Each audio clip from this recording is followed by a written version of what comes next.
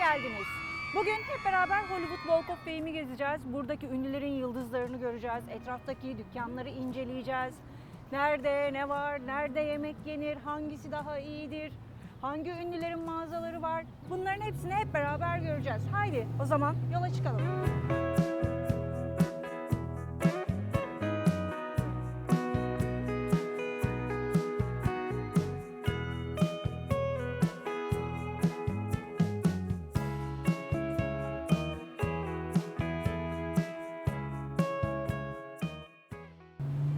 Burası Hollywood Walk of Fame'in başlangıç noktası ve bu cadde yaklaşık olarak 1-1,5 kilometre kadar bu şekilde devam ediyor. Yolun sağında ve solunda her iki taraftaki kaldırımda da ünlülerin yıldızları var. Şu anda gördüğünüz gibi örneğin Kiss Rock grubunun yıldızı burada. Carlos Santana var burada. Bu yıldızlar ben önceden şey zannediyordum. Hani birileri böyle bir komite var. Bu komite işte kendileri seçiyorlar bu ünlüleri. Ona göre yıldızlarını koyuyorlar onları onur etmek için falan diye düşünüyordum ama öğrendim ki öyle değilmiş. Evet bir komite var bu doğru. Fakat buraya kendiniz başvuru yapıyorsunuz. Ya da sizin hayranlarınız sizin adınıza başvuru yapabiliyorlar. Daha sonra bu komite bir seçim yapıyor. İşte belli kriterleri var. Başvuru için belli alanları kabul ediyorlar. Televizyon, müzik, spor dalı gibi.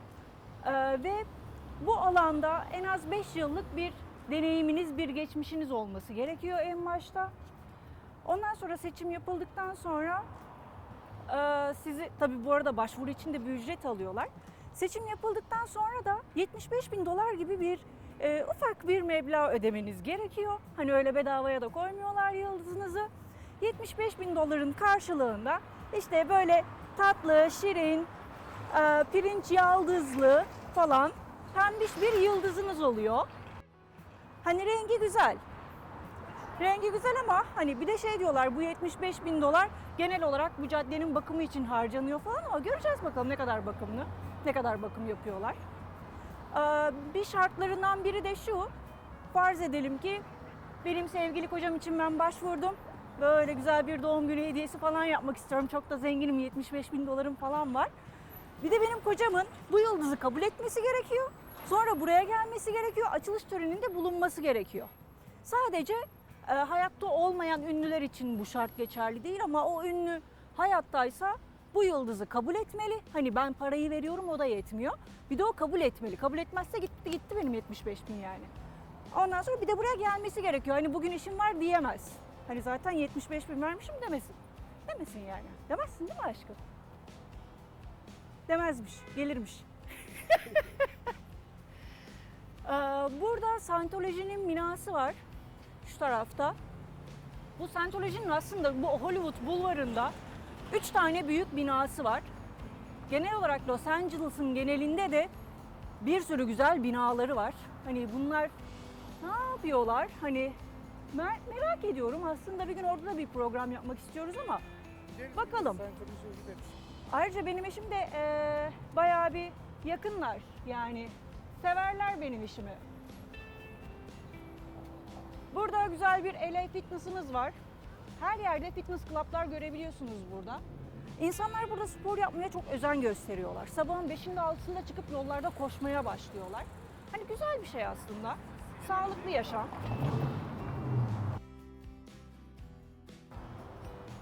Burada da bir kanatlı öküzümüz var. Bu öküzün kanatları çok tatlı arkadaşlar. Eğer buraya gelirseniz, daha doğrusu Amerika'ya gelirseniz Buffalo Wild Wings'i denemenizi tavsiye ederim. Gerçekten tavuk kanadı deyip geçmeyin. Hani çok güzel soslarla birleştiriyorlar. O kadar lezzetli yapıyorlar ki bizim favori mekanlarımızdan biri burası. Fiyatları da aslında gayet mantıklı. Bundle falan almaya kalktığınız zaman böyle $20, $25 gibi fiyatlara gayet güzel bundle'ları var. 2 kişi için fazlasıyla yeterli, doyurucu.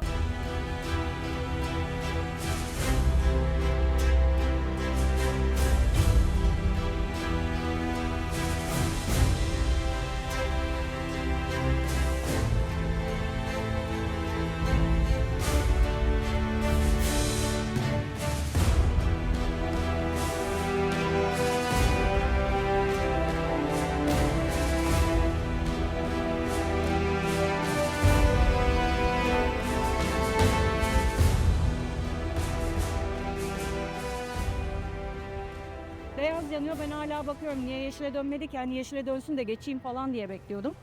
Ama öyle olmuyormuş. Burada beyaz diye bir şey var. Beyazda geçiyoruz yani. Ama kırmızı aynı Allah'tan, o yüzden ölmedim yola atlayıp. Hani onu da başka renk koysalar kesin atlardım. Bulvarında ayrıca bir sürü noktada tur şirketleri göreceksiniz. Böyle çok güzel üstü açık minibüsler, küçük otobüsler, büyük otobüsler de var ayrıca. Bunlar sizi alıyorlar böyle Hollywood Bulvarı'ndan başlıyorlar. Oradan işte Sunset Square'di, oradan işte Beverly Hills'ti, Hollywood Hills'ti. Her biri genel olarak hemen hemen aynı rotayı izliyor ufak farklarla. Ünlülerin evlerinin önünden geçiyorsunuz. Onların fotoğraflarını çekebiliyorsunuz evlerin. Hatta bu turların en popüleri TMZ. Eğer buraya gelip bir tur yapmak isterseniz TMZ'yi tavsiye ederim. Çünkü TMZ aynı zamanda gayet büyük bir magazin kanalı. Bu nedenle ünlülerle sürekli... Evet, bu da mahallemizin bakkalı. Evet. How are you today? Thank you. Again? Oh my god. Evet, bu da mahallemizin bakkalı. Kendisi Koreli. Çok da şirin bir insandır böyle. Sürekli biraya uncle uncle der. Biray onun amcası olmuş durumda. Artık nasıl oldular bilmiyorum. Hani nereden bir kan bağı falan ama. Bana bulaştırdı bana. Evet, doğru. Bir sefer korona bulaştırdı. Kendisi oradayken bir şekilde kapmış koronayı. Daha sonra Biray o markete gittiğinde işte onunla sohbet ederken bir şekilde Biray'a da bulaştırdı. Sonra Biray eve geldi, bana bulaştırdı falan derken böyle bir evde bir 15 gün falan yattık. Hiç keyifli bir şey değildi. Burada böyle güzel bir Target'ımız var. Target'ı fiyatları açısından ben çok beğeniyorum. Gayet makul fiyatları var. Artı bir de buradaki marketler biraz daha farklı. Hani giyimdi, eczaneydi, her şey bir arada, kozmetikti falan. Hem meyvesi, sebzesi var, hem ev eşyası falan var. Hani bizdeki market kültüründen biraz daha farklı. Aradığınız her şey hakikaten var. Ama tabii ev eşyası ve giyim deyince benim en çok sevdiğim yerlerden birisi de Marshalls. Ötekisi de Rose. Rose'a da gideriz bir gün, dolaşırız. Marshall ve Rose ve buna benzer birkaç zincir daha var Amerika'da. Bunlar gerçekten ünlü markaların ürünlerini inanılmaz güzel tekliflerle satıyorlar. İnanılmaz güzel fiyatlara satıyorlar. Yani o yüzden Örneğin bir tişört ne kadar? örneğin bir Calvin Klein'dan elbise almak istediğinizde böyle bir 30-40 dolar arası fiyatlara alabiliyorsunuz. Ama bu bahsettiğim hani günlük elbiselerden bahsetmiyorum. Böyle bir davete falan giderken giyebileceğiniz tarzda. Ayakkabılar aynı şekilde 30 dolar 40 dolar arası, çantalar 40 dolar 50 dolar 30 dolar değişiyor çantanın şekline göre. Ama hani bu bahsettiklerim kesinlikle basic ürünler değil. Yani gayet şık, gayet böyle davetlik, düğünlük, derneklik falan şeyler. Fiyatlar inanılmaz güzel. Burada Madame Tussauds var. Hollywood Bulvarı'nın en popüler müzelerinden biri bu da. Bal Mumu Müzesi bildiğiniz gibi. Dünyanın birçok yerinde de şubeleri var. Burası da tam Hollywood Bulvarı'nın orta merkezinde olduğu için herkes tarafından çok seviliyor, çok ilgi görüyor. Hemen girişte Kobe Bryant'ın Bal Mumu heykelini görebilirsiniz.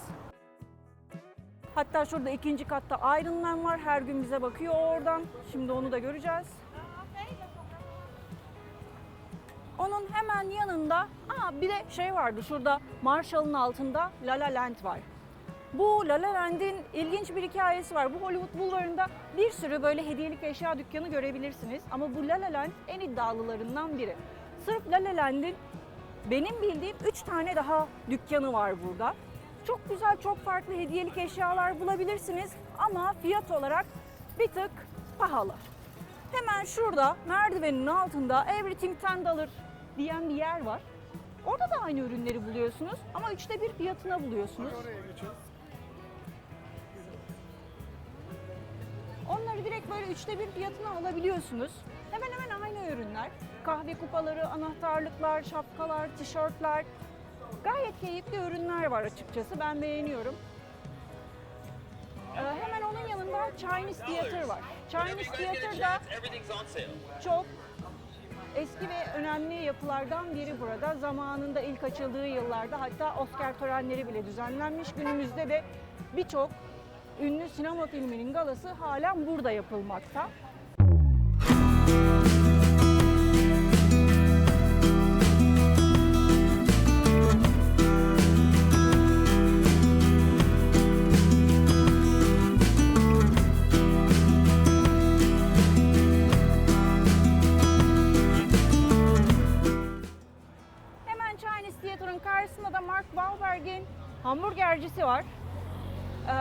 burada ünlülerin ek işleri de oluyor. Yani adam oyuncu ama bir tek oyunculuk yapmıyor. Ayrıca böyle bir hamburger zinciri açtı. Şu an için içerisi gayet güzel, gayet popüler. Yeni olduğu için insanlar tarafından ilgi görüyor ama tabii birkaç sene içerisinde batacak mı çıkacak mı göreceğiz. Eğer filmleri gibi olursa orta seviyede devam eder gider. Chinese Theater, evet ne geliyormuş? Amatör geliyormuş, IMAX. Bu Chinese Theater dediğim gibi çok eski. Yaklaşık 100 yıllık bir tarihi var burada. Chinese Theater'ın içeride yaklaşık... Düğünü izlemiştik burada değil mi? Biz burada Dune'u da izledik. Ondan sonra hangisiydi bu yenisini yaptılar? Uçaklar. Tapkan. Top Gun'ın yeni filmini de burada izledik. Yaklaşık 1000 kişilik bir kapasitesi var. Ve içeride bir gün aslında içeride de çekim yaparız sizler için. Burada bir sürü ünlünün imzasını, el ve ayak izini görebilirsiniz.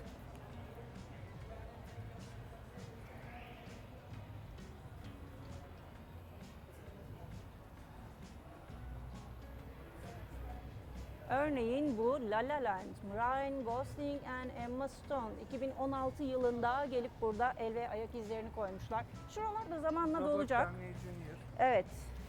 2009'da Robert Downey Jr. imzalamış.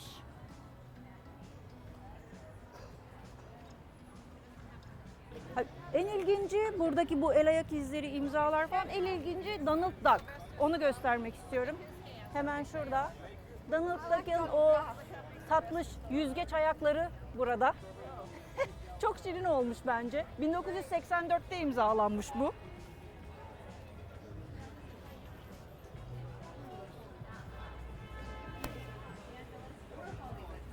Today, keychains are only 99 cents. That's right, the best keychain deal in Hollywood for only 99 cents. Chinese Theater'ın dışında burada bir diğer ünlü olan sinema salonuysa El Capitan. El Capitan Disney'in evi olarak adlandırılıyor. Burası El Capitan Tiyatrosu, Disney'in evi olarak adlandırılıyor. Disney tüm ürettiği filmlerin galalarını burada yapıyor ve sürekli Disney'in filmleri burada yer alıyor. Hemen yanında Jimmy Kimmel var. Jimmy Kimmel'ın stüdyosu burada. Jimmy Kimmel da sürekli biliyorsunuz böyle en üst noktadaki ünlü insanları ağırlıyor programlarında. Hatta yaklaşık 1-1,5 yıl önce sürpriz bir şekilde Joe Biden'ı ağırladı. Bizim evimiz de hemen tam bu binanın arkasında olduğu için bizim için büyük bir sürpriz oldu. Çünkü polis civardaki tüm yolları kapamıştı. Eve ulaşmakta falan bayağı bir zorluk yaşadık o gün. Ama neyse ki hani burada kimliklerde herkesin ev adresi de yazmış olduğu için kimliğimizi göstererek evimize ulaşabildik. Hemen El Capitan'ın ve Jimmy Kimmel'ın karşısında Dolby Theater var. Dolby Theater dünyaca ünlü Oscar ödül töreninin yapıldığı yer. Şimdi içeriye doğru bir yürüyeceğiz. Buradaki koridor benim çok hoşuma gidiyor.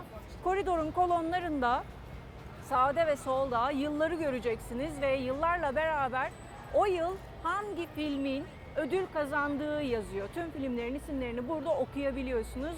Hemen tam karşımızda da zaten o meşhur kırmızı halının devamı olan merdivenleri görüyorsunuz.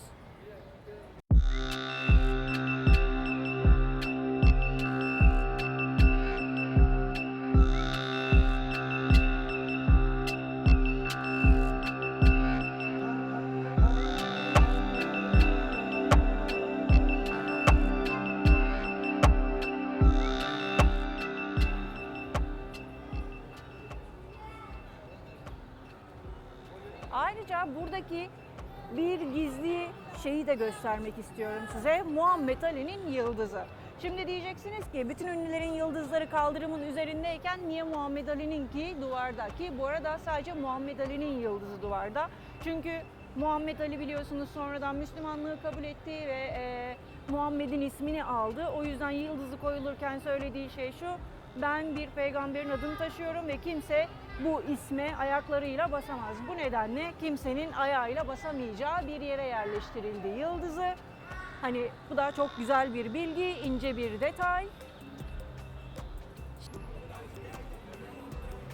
Az önce bahsettiğim en güzel turlardan biri dediğim TMZ'nin tur otobüsleri de buradan kalkıyor. TMZ'yi neden bu kadar öneriyorum? Çünkü TMZ aynı zamanda gayet büyük ve ciddi bir magazin kanalı. Bu yüzden ünlülerle diyalogları her zaman iyi. Bazen tur otobüsü ünlülerin evinin önünden geçerken ünlüler böyle cama, balkona çıkıp size el sallayabiliyor. Yani bu normalde pek göremeyeceğiniz bir şey. Onun haricinde burada böyle bir sürü küçük küçük tezgahlar açıyorlar yolun üzerinde. Bunlar genelde hediyelik ürünler. Ayrıca bir de burada araba kiralayıp dolaşabiliyorsunuz böyle civarda. Ufak bir tur atabiliyorsunuz. İşte Tesla'lar, Ferrari'ler ve buna benzer ünlü markalar yer alıyor. Onun haricinde bir de burada kaldırım sanatçıları var. Şimdi onlardan da birkaç tanesini göreceğiz. Hemen burada Ovation var. Ovation'ın özelliği merdivenlerden çıkıp karşıya baktığınızda direkt Hollywood Sign'ı görebiliyorsunuz. Ayrıca tam El Capitan Tiyatrosu'nun girişinde durduğunuzda baktığınızda da Hollywood Sign'ı görebiliyorsunuz. Binanın dizaynı ona göre yapılmış. Kesinlikle araya bina koymamışlar, duvar koymamışlar ki direkt herkes görebilsin diye Hollywood Bulvarı'ndan. Gayet İşte size bahsettiğim Ovation ve dediğim gibi şu an yolun karşı tarafındayız ama bu kaldırımdan bile direkt şu açıklık alandan baktığınızda Hollywood Sign'ı görebiliyorsunuz. Çok ince ve güzel bir detay. Ben bunu ilk gördüğümde çok beğenmiştim. Burası da Disney'in evi dediğimiz El Capitan. Burasının da çok güzel tavan işlemeleri, sanatsal detayları var. İçerisi de çok güzel. Burası da aynı Chinese Theater gibi küçük bir müze bölümü yapmış. Filmlerde başrollerin, oyuncuların giydiği kıyafetler, kostümler, kullandıkları eşyalar bulunuyor. Geldiğiniz zaman bunları gezebiliyorsunuz. Ayrıca içerisi de gerçekten çok güzel. Bir gün sizler için burada çekim yapacağız. Her zaman filmden önce ufak bir piyano dinletisi oluyor. Hatta biz buraya birkaç defa geldik. Avatar'ı burada izledik. Çok güzel anahtarlıklar hediye ettiler bize. Bir de koleksiyon ürünleri alabiliyorsunuz. Film yeni vizyona çıktığında bazı özel ürünler yapıyorlar. Bunlar koleksiyonluk. Bizim mesela çok güzel bir Avatar popcorn kovamız var. Onu saklıyoruz. İleride bunun çok değerleneceğini düşünüyoruz. Çünkü bunlar sadece belirli sayıda üretiliyor. Sadece o dönem üretiliyor. Ve ondan sonra insanlar bunları elden ele satıyorlar farklı fiyatlara. Evet, burada da başka bir tur şirketimiz mevcut.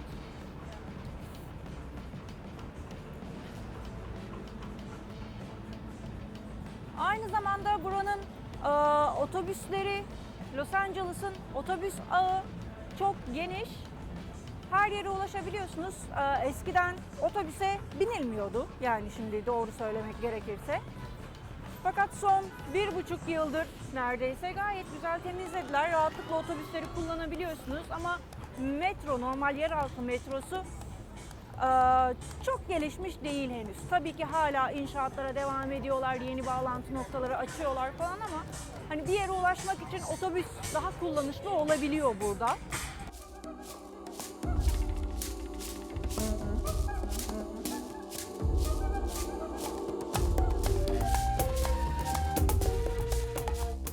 Pizzacı var. Birkaç tane ufak yemek yeri var ama açıkçası yani ben şu pizzacıyı kesinlikle tavsiye etmiyorum arkadaşlar. Gelirseniz aklınızda olsun. Hani daha yenilebilir yemekler satan yerler mevcut. Örneğin burada şeyler çok ilginç. Sokak satıcıları özellikle sokak sosislisi yapıyorlar. Gerçekten çok başarılı. Şu pizzacıya 10 basarlar. Hatta şu ileride bir pizzacı daha var. Ona da 10 basarlar. Yani topluca buradaki bir sürü dükkana 10 basarlar yani. Burada İnan ya da İnanma Müzesi var. Guinness Rekorlar kitabına girmiş ilginç şeyleri burada sergiliyorlar. İşte bazılarının bal mumu heykelleri var. Bazı ürünlerin gerçekleri burada yer alıyor.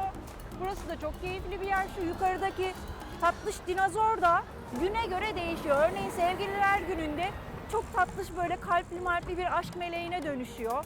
Halloween geldiğinde bir canavara dönüşüyor. Onu sürekli böyle tatlış bir şekilde giydiriyorlar, süslüyorlar. Benim çok hoşuma gidiyor. Şu karşıda Hollywood First National Building var. Benim şu cadde üzerindeki en beğendiğim bina. Şu an hiçbir şekilde kullanılmıyor ama binanın yapısı, tam Hollywood Bulvarı'nın ortasında oluşu Gerçekten çok etkileyici bir bina. GTA oynayanlar bu binayı gayet iyi bilirler. Çok beğeniyorum.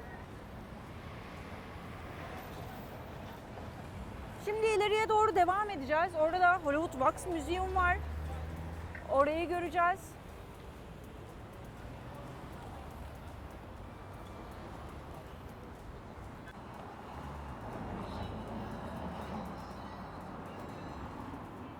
Burası çok ilginç bir yer. Buradan eski filmlerin, dizilerin senaryolarını alabiliyorsunuz. Bunların filmlerini alabiliyorsunuz. Ayrıca film afişleri var. Bu film afişlerini alabiliyorsunuz. Burası Hollywood olduğu için hani sinemaya bakışları bir tık daha farklı, televizyona bakışları bir tık daha farklı. Hani eski dizilerin senaryoları bile burada hak ettiği değeri görüyor. Hani bu gerçekten güzel.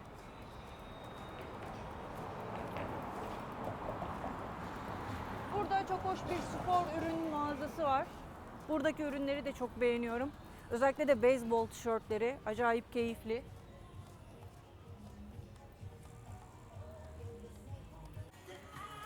Bir de burada böyle çok güzel peruk dükkanları var. Ben bu dükkanları çok beğeniyorum. Örneğin şu benim favorilerimden biri. Şöyle göstermek istiyorum. Gayet güzel pembe bıyıklar falan, favori sakallar falan. Hani diyorum ki bunu böyle alsak set olarak kocamla beraber kullanırız. Bıyığı sakalı ona veririm, saçı da ben takarım. Gayet tatlış olur diye düşünüyorum. Sonuçta burası Los Angeles, Hollywood. Neden olmasın?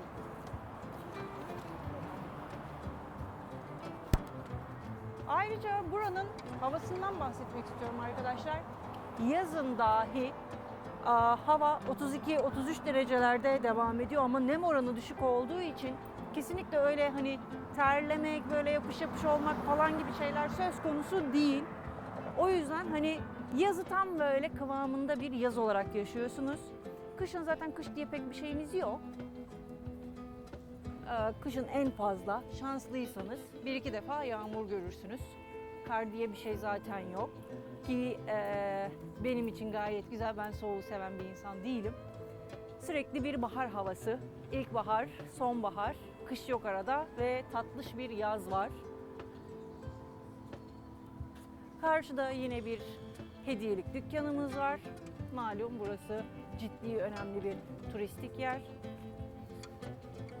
O yüzden turistlere yönelik bir sürü hediyelik ürün bulunuyor. Evet, burada bir başka peruk dükkanımız var. Rengarenkler, çok şekerler. Kullanır mıyım? Bunları kullanmam. Ama şekerler yani. Çok tatlılar, renkleri falan. Şeye benziyorlar, pamuk helvaya. Burası da bir kostüm mağazası arkadaşlar. Özellikle Halloween'da. Burada Halloween gerçekten çok önemseniyor. O kadar güzel insanlar hazırlanıyorlar ki. İşte arabalarını süslüyorlar, köpeklerini, kedilerini giydiriyorlar, kendileri hazırlanıyorlar, kapı kapı dolaşıyorlar. Ve hani Halloween zamanı geldiğinde bu dükkan tıklım tıklım oluyor. Ayrıca burası gerçekten çok büyük bir mağaza. Aradığınız her farklı çeşit şeyi bulabiliyorsunuz. Gayet meşhur bir mağaza burası. Burada Hollywood Wax Museum var. Yine ünlülerin bal mumu heykelleri yer alıyor. Hemen yanında Giant House var. Giant House gayet keyifli bir yer fotoğraf çekmek için. Böyle tamamen göz yanılgısıyla işte sizi bir yerde dev olarak gösterebiliyor, cüce olarak gösterebiliyor. Burada da tamamen mermerden yapılmış bir dünya var. Dünya sürekli dönüyor ve üzerinde tüm dünyanın, tüm karaların, kıtaların haritası yer alıyor. Hani inanılmaz büyüklükte, inanılmaz ağır ama suyla beraber dönüyor. Bu arkadaşlar Forever Young'mış. Ne olduğuna dair hiçbir fikrim yok. Alphaville parça. Forever Young. Oo. Okey, benim de hiçbir fikrim yok. Ama devamlı gençmiş arkadaş. Güzel, tebrik ediyoruz onu. Karşıda yine Giant House'un yanında Upside Down House var.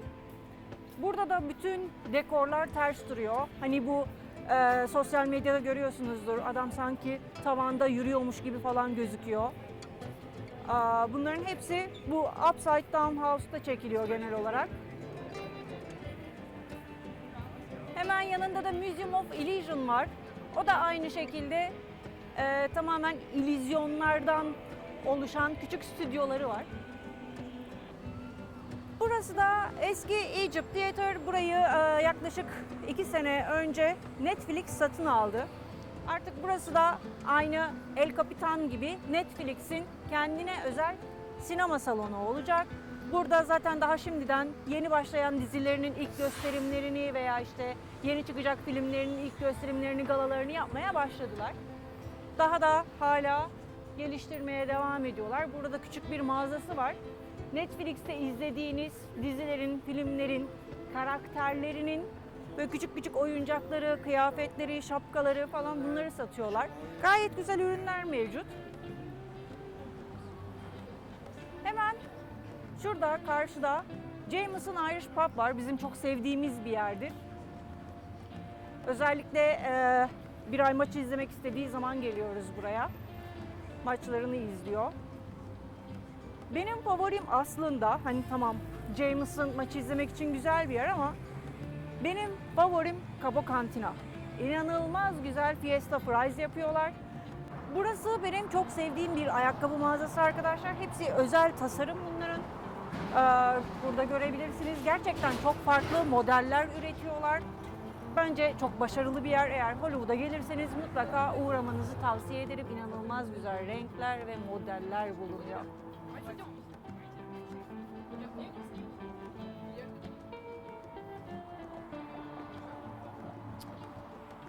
Girmeyeceğim. Burası da bir başka kostümcü. Yalnız reklam çekimi gibi oldu. Tam üç kız çat diye girdi oraya. Evet. İşte gördüğünüz gibi çok ilgi gören bir mağaza çünkü hakikaten çok ilginç ve güzel modeller yapıyorlar. Herkes tarafından, özellikle herkes tarafından çok beğeniliyor.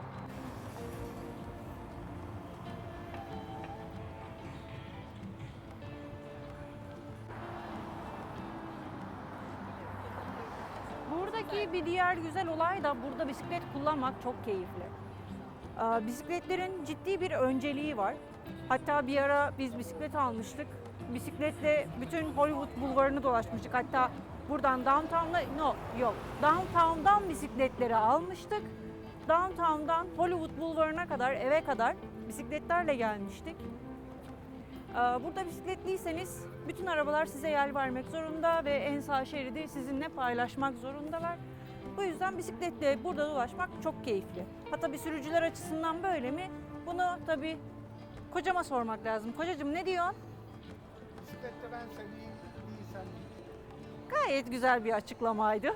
Yani bisikleti kullanan oysa güzel, arabayı kullanan oysa güzel değil. Çok mantıklı. Ama genel olarak bisiklet kullanmak burada çok keyifli.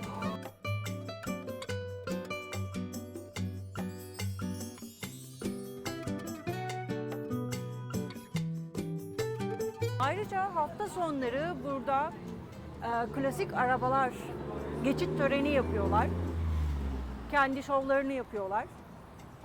Aynı şekilde küçük motosiklet grupları var. Yani küçük motosiklet derken motosikletler küçük, grup küçük değil. Grup böyle bir 100-150 kişilik falan oluyor. Onlar geliyorlar, burada böyle ufak gösteriler yapıyorlar kendi gruplarını tanıtmak adına. İzlemesi gayet keyifli oluyor. Hafta sonları ekstra canlı olan bir cadde. Aynı zamanda özel günlerde örneğin Halloween'da gayet güzel bir geçit töreni oluyor. Bunu insanlar yapıyor. Özel bir düzenleme ya da program değil bu ama bütün herkes buraya gelip burada o güzel kostümleriyle yürüyüşlerini yapıyorlar. Aynı şekilde Christmas, tabii Christmas özel bir parade. Buradaki belediye bunu düzenliyor. O da gerçekten güzel bir geçit töreni. Hatta onun görüntülerini de size bu videoya ekleriz. Gayet keyifli oluyor. Biz hemen hemen her sene izliyoruz. Onu da yüklersin. Hollywood Parade ile ilgili ayrı bir video daha yükleyeceğim. Çünkü gayet güzel oluyor. O rengarenk kostümler, danslar, şovlar. Hani inanılmaz keyifli. Biz buraya geldiğimizden beri hemen kapımızın önünde olduğu için her sene hiç kaçırmadan izledik. Her seferinde de çok keyif aldım açıkçası. Çok güzeldi. Bunu sizinle de paylaşmak istiyoruz.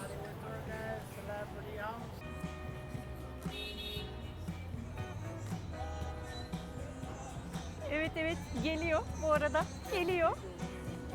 Geldi mi? Aa gelmiş bile. Gelmiş benim favori oyunumun filmi. Henüz gelmedim ama en kısa sürede geleceğim çünkü reklamları gördüğümden beri böyle gayet heyecanlıyım. Çok beğendim. Özellikle o köylüler vesaire falan karakterleri böyle tek tek tanıtıyor olmaları falan acayip hoşuma gitti.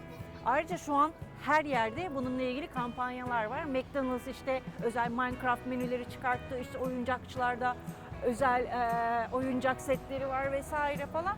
Acayip güzel. Büyük ihtimal koleksiyonluk ürün de yaptılar bu filmden dolayı. Mutlaka bir şey alacağım. Burası da tarihi Roosevelt Otel.